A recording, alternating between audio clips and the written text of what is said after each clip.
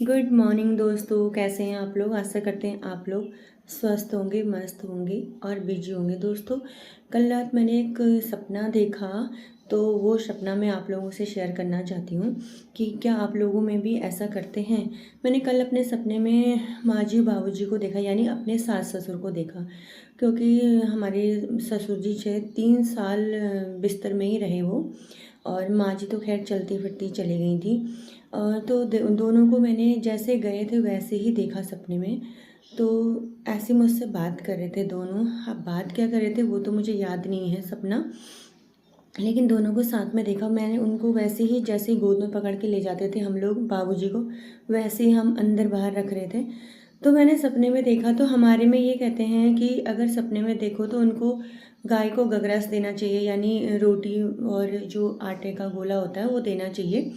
तो क्या कहते हैं, और कुछ लोग कहते हैं कि अगर सपने में देख लिया और उनको दे दिया तो वो दोबारा सपने में नहीं आते हैं। तो दोस्तों, मेरे पापा भी जब ऐसे ही ख़त्म हुए थे, तो मैंने भी उनको सपने में देखा, तो मैंने नहीं दिया उनको कि गाय को गगरस नहीं दिया, क्योंकि तब इतना समझ में नहीं आता था ये सारी चीज़ें। तो मैंने तब से पापा को देखा ही नहीं।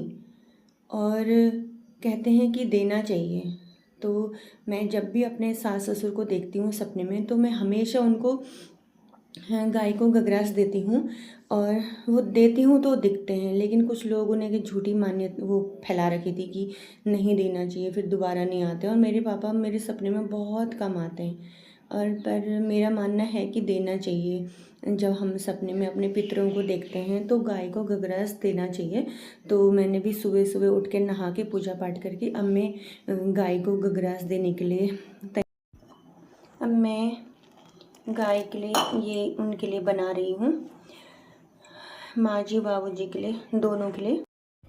ज़्यादा तो मेरे समझ में नहीं आता है दोस्तों, जितना मेरे समझ में आता है उतना मैं कर लेती हूँ। और बाकी हमारे माँ जी बाबू जी हैं, हमसे नाराज़ तो होंगे नहीं।